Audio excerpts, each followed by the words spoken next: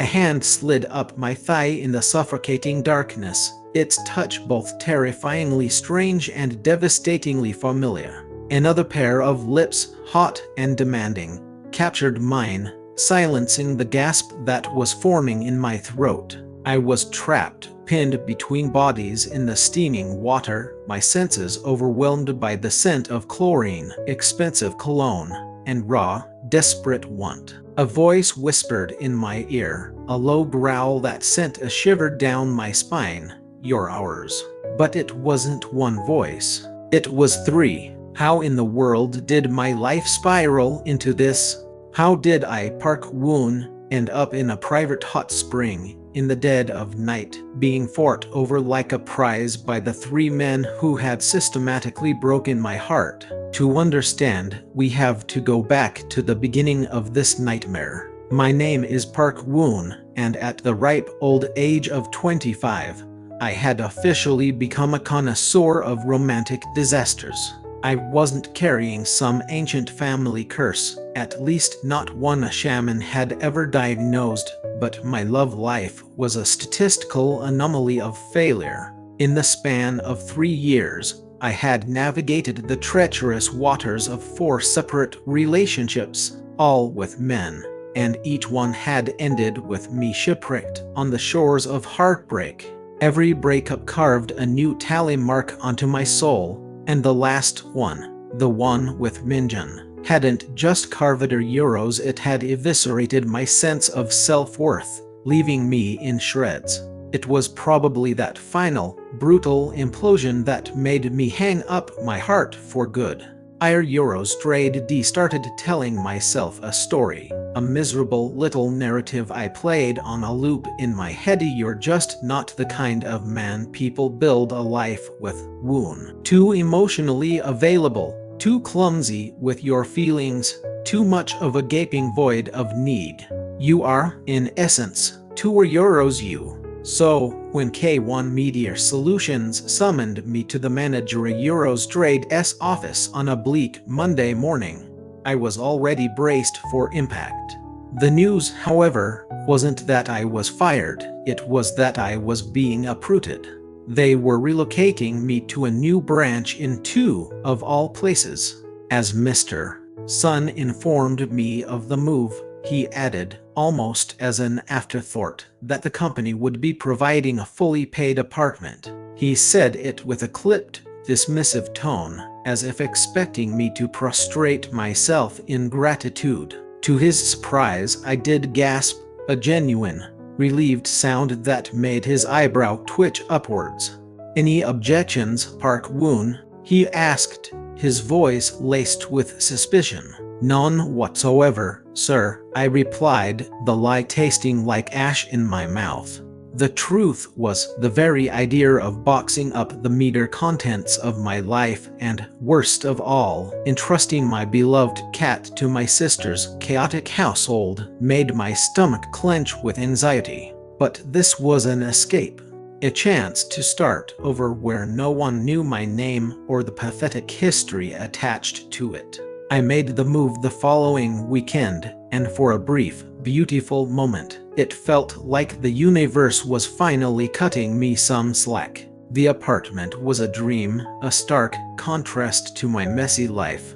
It was all clean lines, minimalist furniture, and a breathtaking panoramic view of the Han River that made me feel like I was living in a movie. It was modern, sleek, and for the first time in years, I felt a flicker of pride. I had finally done something right. That feeling of fragile optimism lasted until my first day at the new office. It lasted until I walked through the glass doors and my world came to a screeching halt. Because there, sitting at a desk not 20 feet away, was him, Jae-hyun, ex-boyfriend number 1. The original heartbreak. He looked up from his monitor, his eyes widening in disbelief. He blinked slowly, as if I were a phantom conjured from his past. "Woon," he breathed, the name a ghost on his lips. In that instant, I wished the floor would open up and swallow me whole. "What are euros? What are you doing here?" He rose to his feet, and the years had been incredibly kind to him. He was taller than I remembered, his shoulders broader, his features sharpened into a kind of devastating beauty. That jawline, the one I used to trace with my fingertips, looked like it could slice through steel. I forced a smile that felt like a grimace. "I work here now," I managed to say, my voice sounding flat and distant to my own ears. A shadow crossed over his handsome face. "They didn't euros, they didn't mention the new digital analyst was you." My reply was a bitter echo. "They didn't tell me you were here either." The silence that fell between us was a chasm, thick with unspoken history. I gave a short, formal bow and hurried past his desk, my heart hammering against my ribs like a trapped bird. But the cosmic joke wasn't over, not even close. By the time the lunch bell rang, I had managed to literally run into Minjun. Yes, that Minjun. Ex-boyfriend number 4. The most recent, the most savage, the one who had taken our 3-year relationship and set it on fire, leaving me to watch it burn. The man who had left me on read for a week before posting a gallery of photos with his new boyfriend, captioned with a soul-crushing phrase, "Finally found what real love feels like." He looked even more infuriatingly attractive now, poured into a navy blue turtleneck that seemed shrink-wrapped to his biceps. "You have got to be kidding me," he drawled, a smirk playing on his lips as we collided near the elevator bank. I stared at him, momentarily speechless. "Believe me," I finally ground out, "I wish I were." His gaze drifted over my face, lingering for a fraction of a second too long on my mouth. "Still cute," he murmured, just loud enough for me to hear. I spun on my heel and walked away, a tempest of anger and humiliation churning in my gut. And still, the universe decided I hadn't suffered enough. 2 days later, the company held a mandatory department mixer, a forced fun event I was already dreading. It was there, while trying to look busy near the snack table, that I met my team's direct supervisor. His name was Kim Soo-won, my ex-boyfriend number 2. It was at this point that I seriously began to wonder if I was trapped in some kind of sadistic, romantic purgatory. Was I being haunted by the ghosts of relationships past? Soo-won, the man who had ended things with me because euros trade D accidentally spilled a drop of coffee on his pristine white rug. He was a man obsessed with precision, with immaculate cleanliness, with absolute control. I had once found that intensity alluring, but it had quickly become suffocating. And now, he was radiating a whole new level of danger. He was calmer, exuded an aura of wealth, and carried himself with a kind of untouchable sophistication that screamed CEO.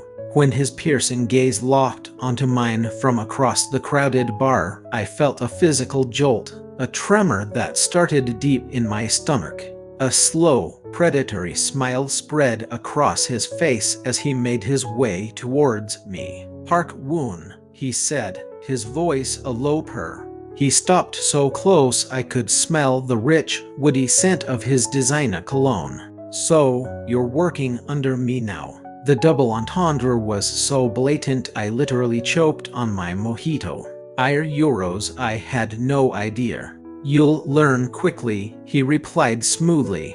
And before I could make my escape, he leaned in, his lips brushing against the shell of my ear, sending a jolt of electricity through my entire body. "You still make that same adorable, flustered face when you're nervous." It was official. My fresh start was a catastrophic failure. I was stranded in a new city, trapped in a new job, and surrounded by 3 of my ex-boyfriends. Each one more successful, more handsome, and inexplicably more interested in me than they had ever been before. And the worst part, It became terrifyingly clear that they all wanted a second chance. The nights became a new kind of torture, a digital battlefield where my past lovers refused to play by any rules. Jae-hyun was the first to strike, his approach deceptively casual. A simple text message popped up on my screen: "Want to grab drinks?" For old time's sake, I stared at it, my thumb hovering over the keyboard, before resolutely ignoring it. Then came Minjun, sliding into my social media DMs like a serpent. His message was a crude, calculated assault on my senses. "You looked incredible in those black slacks today. I can still remember the way you used to ride me in them." I blocked him immediately, my face burning with a mixture of rage and a shameful flicker of memory. But the one I couldn't ignore, the one I couldn't block, was Suin, because he was my boss. Literally, he summoned me to his office late on a Friday evening, long after the last employee had packed up and gone home for the weekend. The office was eerily quiet, the only sound the soft hum of his computer. "Close the door," he commanded, not even bothering to look up from the document he was reviewing. My hand trembled as I clicked the door shut. "Come here." I walked towards his massive mahogany desk like a man walking to the gallows. He finally lifted his head, his fingers steepled beneath his chin, his gaze intense enough to feel like a physical touch. "Have you been thinking about me, Woon?" he asked, his voice a low, intimate murmur that vibrated through the silent room. I hesitated, my throat suddenly dry. "Director Kim, this is Euros, this isn't appropriate." He rose from his chair with a fluid, predatory grace and circled the desk, stopping just inches from me. "You're right," he whispered, his eyes burning into mine with an unnerving intensity. "It's not." And then he kissed me. It was a slow, deliberate claiming of my mouth. It was dangerous, and it was agonizingly familiar. My body, that traitor, gave in instantly. I melted against him, every cell remembering the unique way his kisses always began with a deceptive softness before escalating into a rough, demanding passion. His tongue tasted of spearmint and something darker, something forbidden. A soft moan escaped my lips before my mind caught up, and I shoved him away with all my strength. "I'm not doing this," I panted, my chest heaving. A flicker of cold amusement danced in his eyes. "You already are." I woke the next morning feeling like I'd been run over by a truck, my body burning with what I could only describe as an emotional fever. I was drowning in a sea of too many feelings, too many memories, too many lips. And the onslaught didn't stop. On Monday, Jae-hyun cornered me by the copy machine, his expression tight with frustration. "You're avoiding me," he said, his voice clipped. "Shouldn't I be?" I shot back.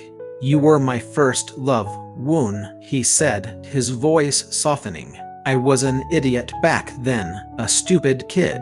But I'm not stupid anymore. You dumped me because I teared up during your graduation speech," I reminded him, the memory still stinging. "I was young and terrified," he admitted, stepping closer. "But I'm not afraid anymore." He leaned in, his movements gentle, and brushed his lips against my cheek, then trailed them down the sensitive skin of my neck. I gasped, my body reacting against my will. "Stop," I pleaded, but he kissed me anyway, a soft, desperate press of his mouth to mine. 2 nights after that, it was Minjun's turn. He appeared outside my apartment like a bad omen, armed with a plastic bag containing soju and fried chicken. His shirt was half unbuttoned, his hair was a mess, and his eyes were full of a chaotic energy I knew all too well. "Let me in, Woon," he demanded. "I miss you. I hate you," I countered, my voice shaking. "No, you don't." And the terrible thing was, he was right. I didn't. We ended up in a heap on my living room floor, a tangled mess of limbs and clothes, kissing with the feral intensity of starving animals. His hands roamed my body with an unerring familiarity, remembering every curve, every sensitive spot.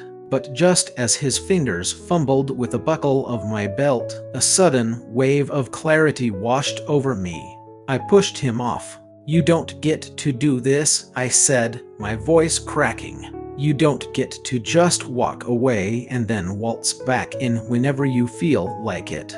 He looked up at me, genuinely stunned. "I loved you, Woon. Then why did you treat me like I was disposable trash?"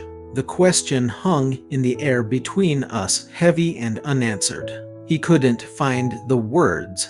He simply got up, grabbed his things, and left. And as soon as the door clicked shut, I finally allowed myself to cry. 3 X's. 3 distinct forms of temptation. One heart, already bruised and battered, now being torn in 3 different directions. And somewhere in the middle of all this chaos, I started to feel again. It wasn't just lust, though there was plenty of that. It was the subtle hints of something more. The way Suwerner Eurostrade's lips would quirk into a half-smirk of approval when I managed to solve a complex data problem. The way Jae-hyun would look at me when he thought I wasn't paying attention. His expression so intense it felt like he was trying to memorize every line of my face. The way Minjun, despite his bravado, had instinctively reached out and held my hand in the elevator when he saw me having a panic attack. My head wanted to choose none of them. My heart, traitorously, seemed to want all of them. The apartment felt cavenously cold after Minjun left. It wasn't Eurostrade a problem with the heating, it was the absence of him. He had always been a human furnace, radiating a chaotic, addictive heat that was impossible to ignore. Arrogant, infuriating, and utterly captivating.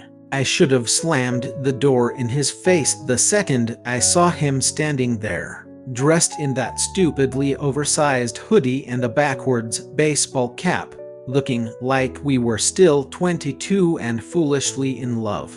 But I hadn't, and now my lips were still swollen from his kisses, my belt was still half unbuckled, and my heart was once again a bottom battlefield. Tuesday morning felt like a physical assault. I sat numbly at my desk, sipping the sludge that the office called coffee, pretending to meticulously review a report I had already finished the night before. My focus was shot. Every time Suin glided past the glass walls of his executive office, a sleek shadow in a perfectly tailored suit, my chest would tighten into a painful knot.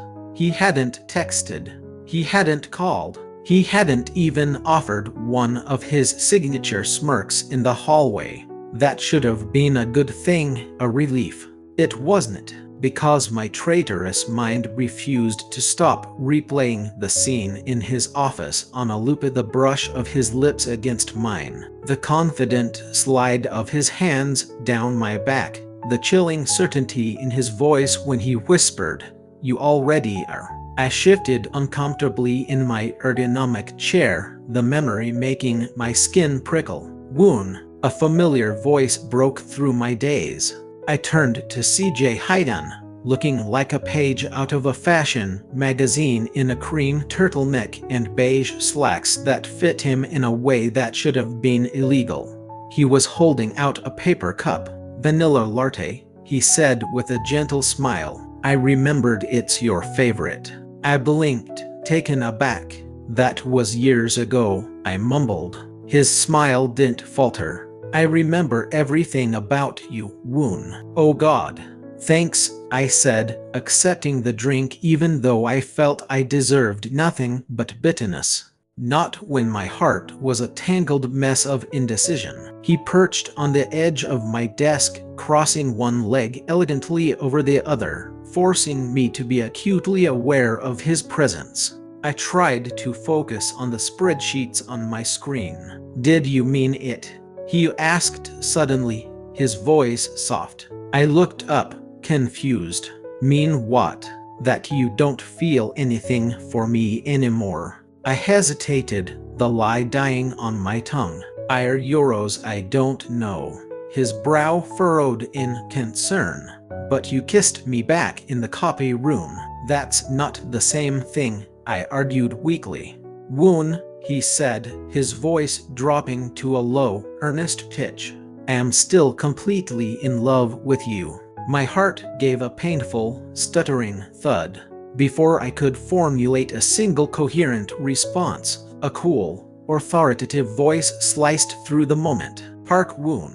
Soo-in stood behind Jae-hyun, his expression unreadable. My office. Now, his office was an extension of himself, sleek, intimidating, and impeccably organized. Black shelves lined the walls, accented with silver trim, and a single, ridiculously expensive-looking ficus tree stood in the corner. I stood before his desk like a chastised schoolboy awaiting his punishment.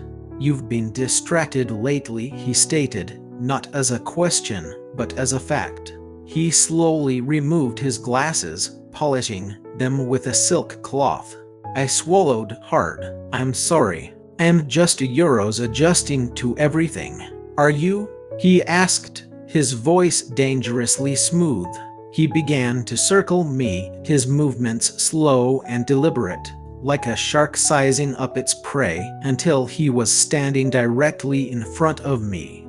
He was too close again, his presence overwhelming. He smelled of cedar and unshakable confidence. I thought we agreed that Friday night never happened, I said, my voice barely a whisper. We never agreed on anything, he corrected me softly. You simply walked away. Because I have some self-respect now, I retorted, trying to sound stronger than I felt. He stepped even closer, our bodies almost touching. And yet, he murmured, his gaze dropping to my lips, you tremble when I touch you. As if on cue, a shiver ran through me. He smirked, a flicker of victory in his eyes. I could make you forget every man who's ever hurt you, Woon. I don't want to forget, I whispered, the words feeling weak and untrue even to myself. He leaned in, his lips ghosting over mine, the heat of his breath a torment. Then let me replace the pain with something better. I almost let him. God, I almost leaned into that kiss, into that promise of obliteration. But then, a sharp knock echoed on the office door. Director Kim, his secretary's voice called from the other side. You have a meeting in 5 minutes. Saved by the bell. I practically bolted from the room, feeling like a man escaping a burning building. That night, I sat huddled on the tiny balcony of my apartment, my hoodie pulled tight around me, my knees drawn up to my chest. The city lights blurred into a meaningless kaleidoscope below as I tried to make sense of the tangled wreckage my life had become. 3 ex-boyfriends, 3 overwhelming temptations, and me, a walking, talking disaster at the center of it all. Just as I was sinking into a new level of self-pity, there was another knock on my door. For a split second, my blood ran cold. If it's Minjun again, I'm calling the police. But when I looked through the peephole, it wasn't him. It was Jae-hyun, holding a large umbrella to shield himself from the sudden downpour, and in his other hand, 2 steaming cups of hot chocolate. I thought you might be cold, he said simply when I opened the door. I stepped aside, letting him in without a word. We sat together on the balcony, the rain creating a soft, percussive rhythm around us. We didn't speak for a long time, just sipping the hot chocolate, the warmth of the mugs seeping into my frozen hands. His presence was quiet, steady, and blessedly calm. Do you know the real reason I broke up with you? He finally asked, his voice soft against the sound of the rain. I stared into my cup, the old hurt bubbling up. Because I was too sensitive, too emotional. No, he said, turning to face me. It was because I was scared, not of you, but of me, of how much I loved you. I looked at him then, really looked at him. His eyes were shining with an emotion that was too raw, too vulnerable to be faked. You were always so euros open with your heart, Woon, he whispered. I thought I had to be the strong one, the one who had it all together. But in reality, I was just a coward. Jay, he leaned in and kissed me. This time, I didn't resist. His lips were warm and sweet from the chocolate, a gentle, familiar comfort. But then the kiss deepened, his urgency growing. One hand tangled in my hair, pulling me closer, while the other slipped under my hoodie, his palm resting warm against the small of my back. We kissed as if no time had passed, as if I hadn't kissed 2 other men in the past week, as if he was the only person in the universe who mattered. When we finally broke apart, I was breathless, my head spinning. Stay, he murmured against my cheek. Just for tonight. Every fiber of my being, every lonely cell in my body screamed yes. But the word that came out of my mouth was I can't. He pulled back, and I saw a flash of hurt in his eyes, but he nodded, accepting it. He didn't push. He didn't get angry. He simply reached up and cupped my cheek, his thumb stroking my skin, then let me at least say good night properly. He kissed me one last time, a slow, lingering promise of what could be, and then he was gone. The moment the door closed, I collapsed onto my sofa, shoved a pillow over my face, and let out a long, silent scream. The following week was a special kind of hell, meticulously designed by the universe to push me over the edge. The company, in its infinite wisdom, decided to send a small team on a team-building retreat to a mountain resort. And that small team consisted of me, Jae-hyun, Soo-in, and Minjun. All 4 of us, in the same van, at the same resort. And, as I discovered with dawning horror when I saw the rooming list, in the same room, 1 room, 2 beds, for 4 people. This has to be a joke, I said, spinning on my heel to face the chirpy HR representative. She just shrugged, offering a bland smile. Budget cuts, my ass. This was a bloodbath in the making. Jae-hyun, ever the gentleman, immediately claimed the bed on the left. Soo-in, with an air of quiet authority, took the one on the right, which left me and Minjun with a thin, pathetic mattress on the floor. Unless you want to share a bed, Woony, Minjun smirked, his eyes glinting with mischief. I'll sleep outside, I muttered, grabbing the mattress and dragging it to the farthest corner of the room. That night was even worse than I could have possibly imagined. Jae-hyun changed into a pair of pajamas that were so form-fitting they left nothing to the imagination. Soo-in wore a ludicrously expensive silk robe that kept falling open, revealing a distressingly well-defined chest. And Minjun, of course, slept shirtless.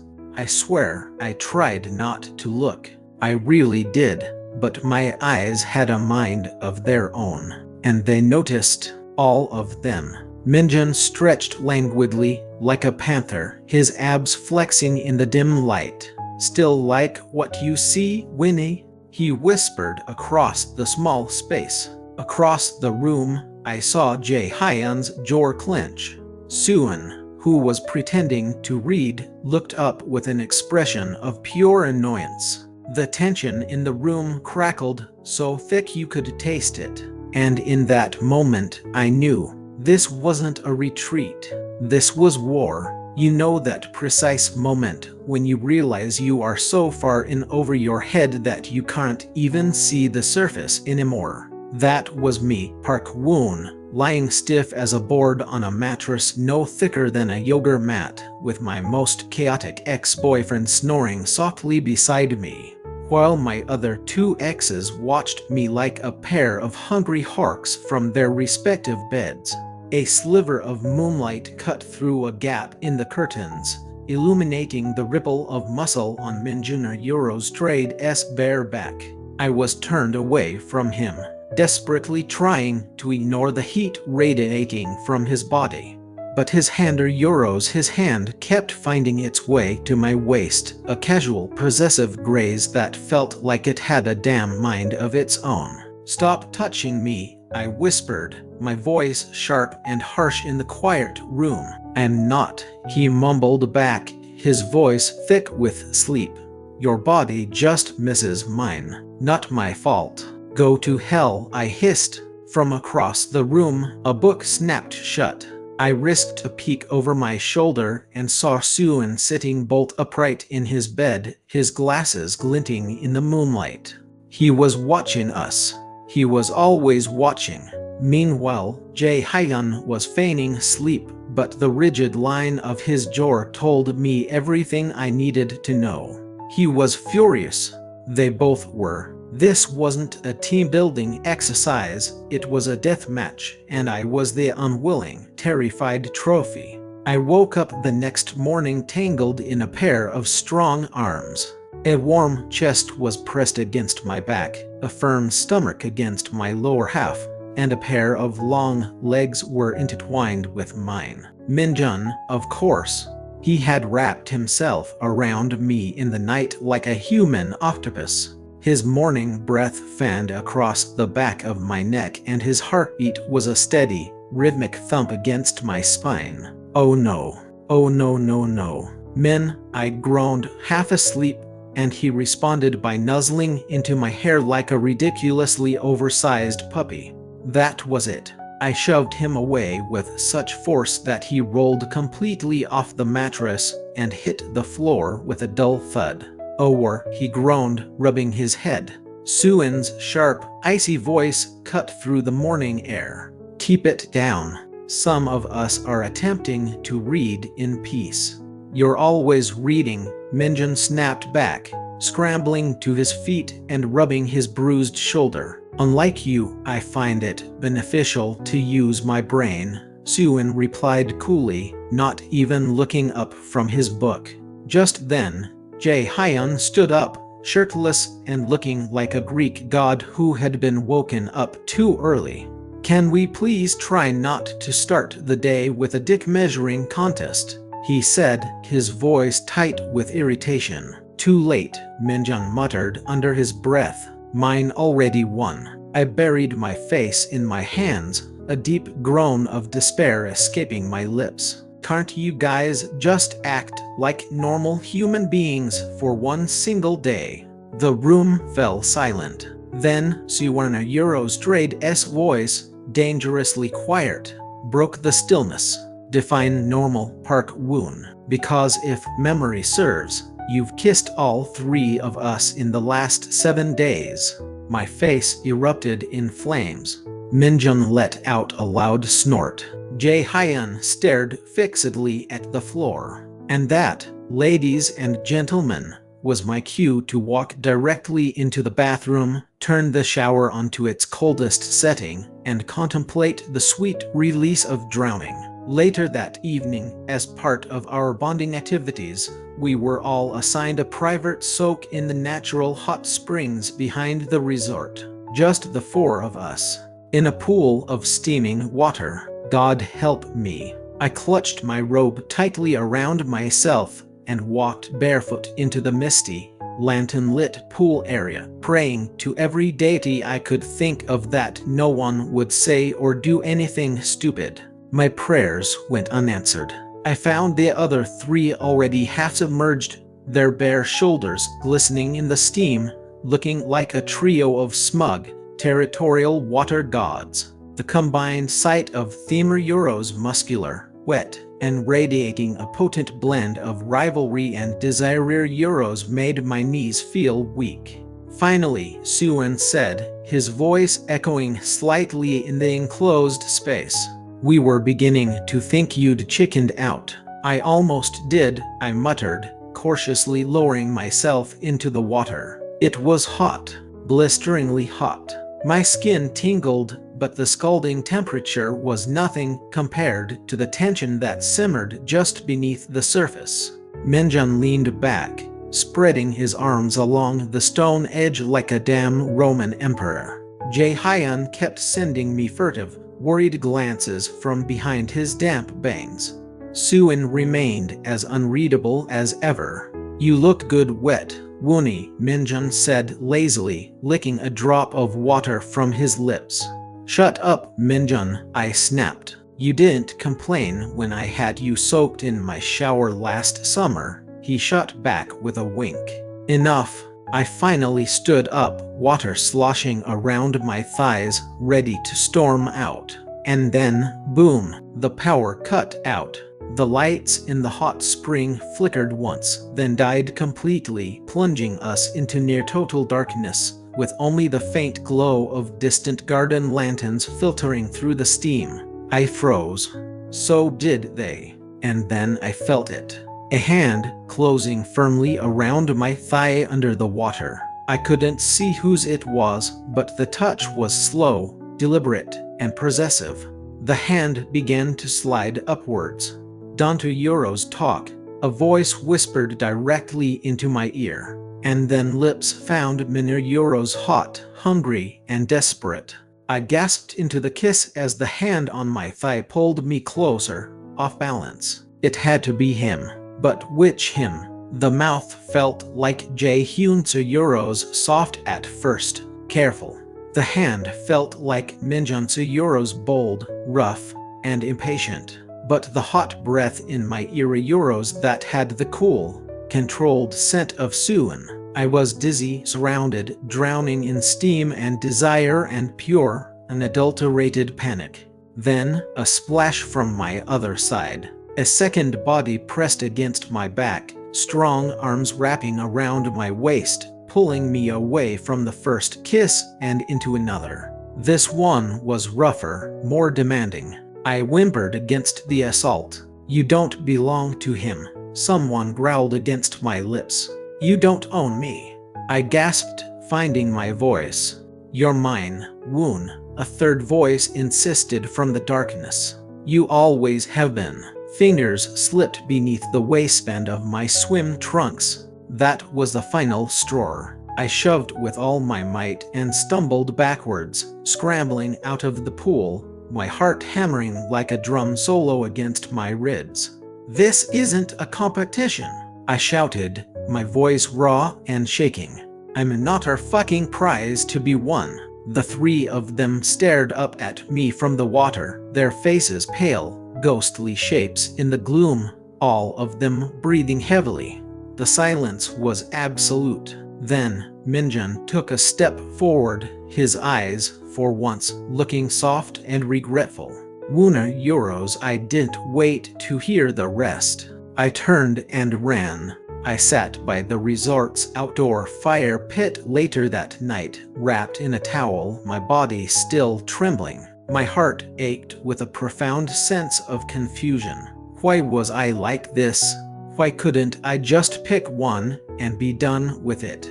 Why did a part of me seem to want all of them, while another part wanted to run screaming from them all? That's when Jae-hyun appeared, sitting down beside me and offering a steaming mug of tea. I'm sorry, he said quietly. For what? I whispered, staring into the flames.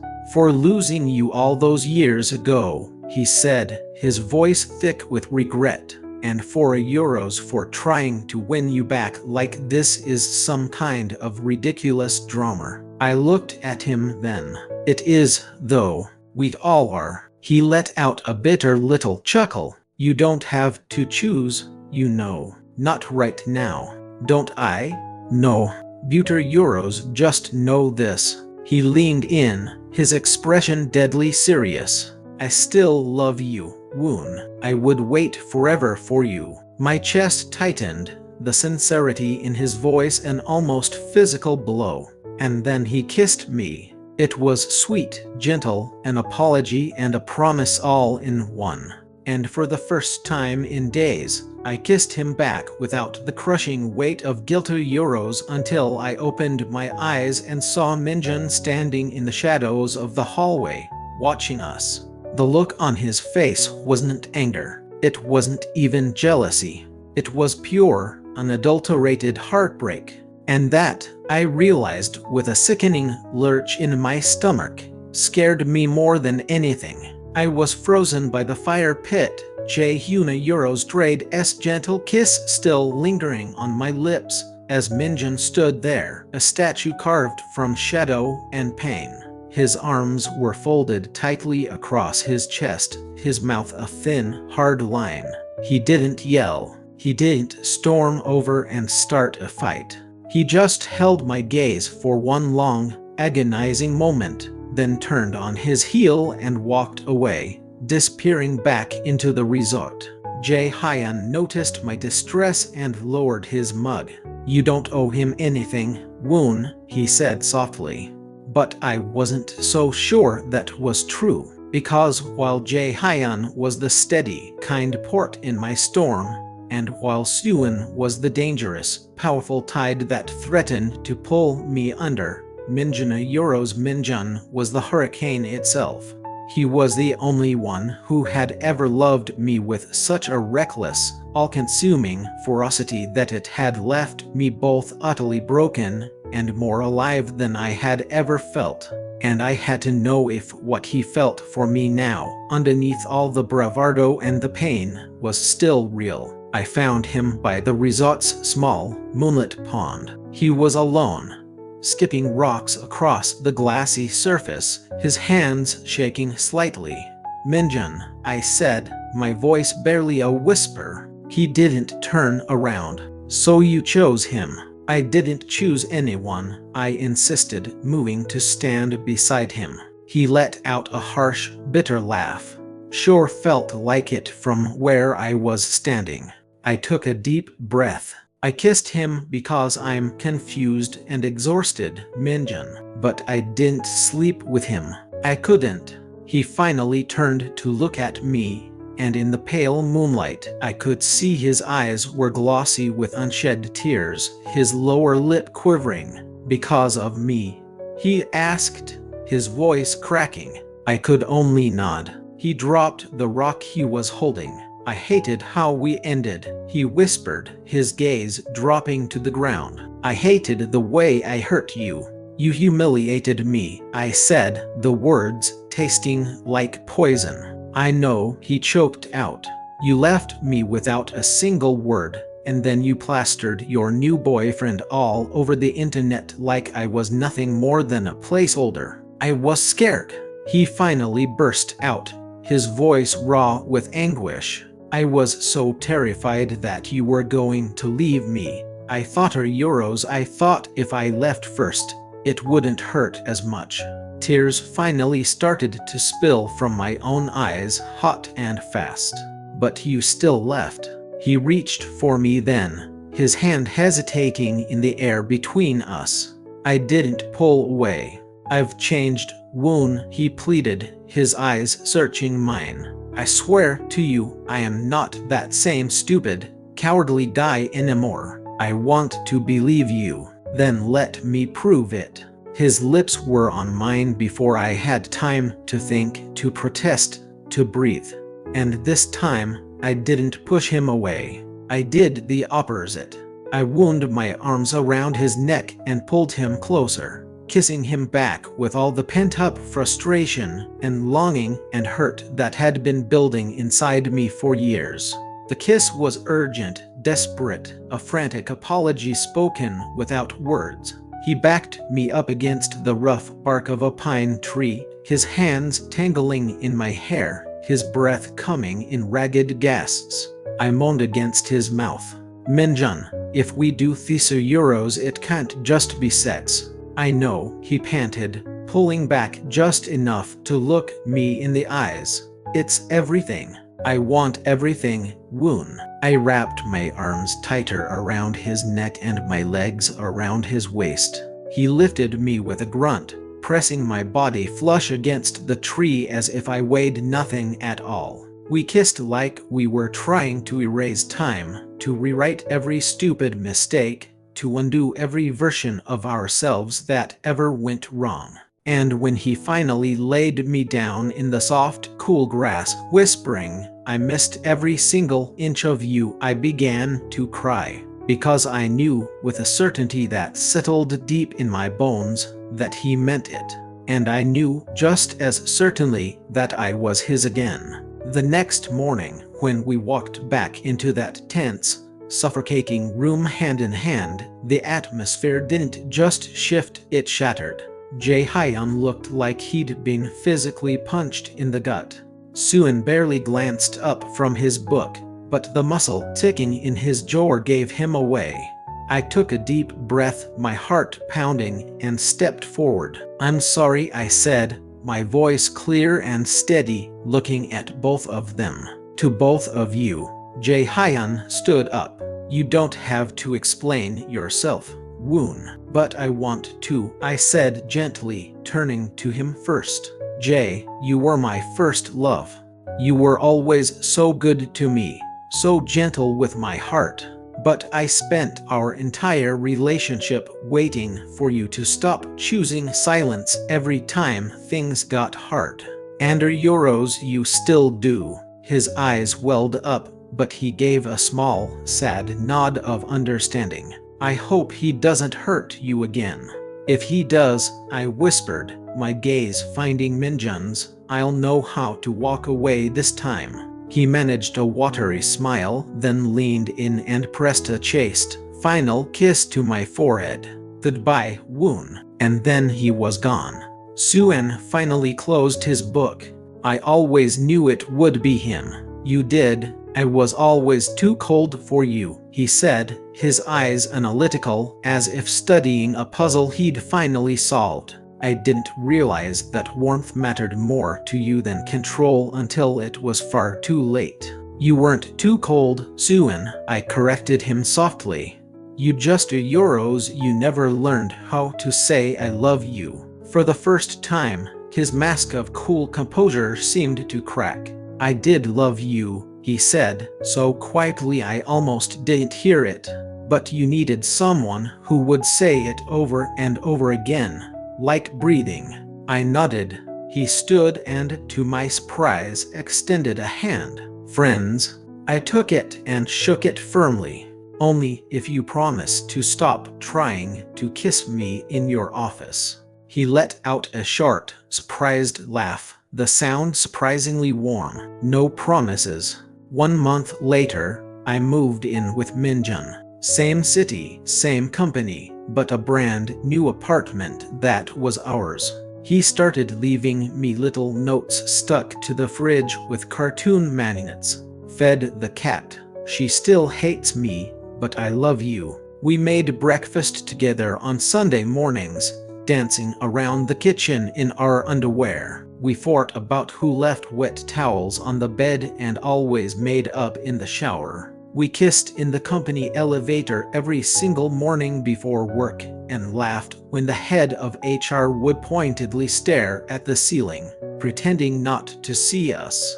And then one night, after we'd finished dinner and were curled up on the couch watching some stupid movie, he slid to the floor, knelt beside me, and held out a small, velvet box.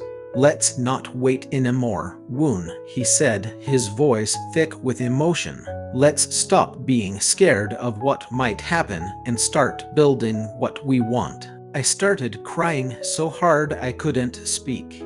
I just nodded, a frantic, sobbing mess, and he slipped the simple silver ring onto my finger. "My name is Park Woon, and yes, for a long time, I was that unfortunate man who seemed destined for a life of romantic failures. Until finally I wasn't. Until one man, the most reckless, chaotic, infuriating man I had ever loved, came crashing back into my life and decided to stay, this time for good." So, what do you think of this ending? Did Woon make the right choice by going back to Minjun? Or were you rooting for the gentle Jae Hyun or the powerful Suwon? Let me know your thoughts down in the comments below. And if you enjoyed this roller coaster of a love story, please don't forget to hit that like button and subscribe to the channel for more content just like this.